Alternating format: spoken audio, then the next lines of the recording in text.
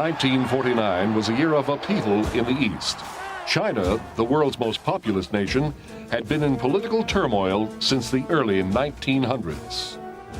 Centuries of rule by feudal emperors and warlords had failed, and a civil war had raged between the communist forces of Mao and nationalist forces of Chiang Kai-shek since 1927.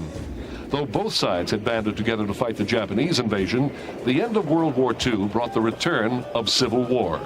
Now China, the Celestial Empire, was about to change forever.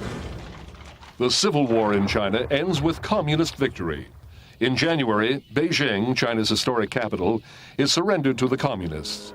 A social revolution in rural China has helped the party gain momentum during the war, as many peasants joined the movement because of the promise of land redistribution. With increasing communist support among the poor and decreasing support for the nationalists from the U.S., Mao Zedong's army is set to claim victory.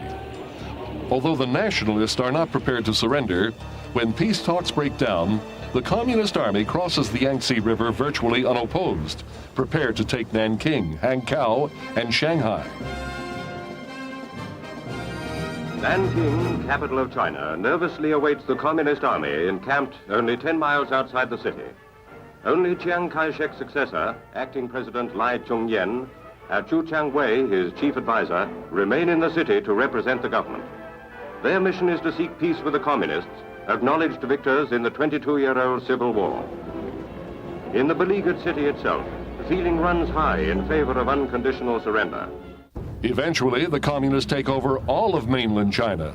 Only the islands of Hainan, Taiwan, and a few scattered areas are still in nationalist hands. 5 months ago, the troops of Mao Zedong marched into Shanghai unopposed. That victory was celebrated in July at a gigantic parade in what is today the largest red city in the world, now so isolated that these pictures took 3 months to reach Britain.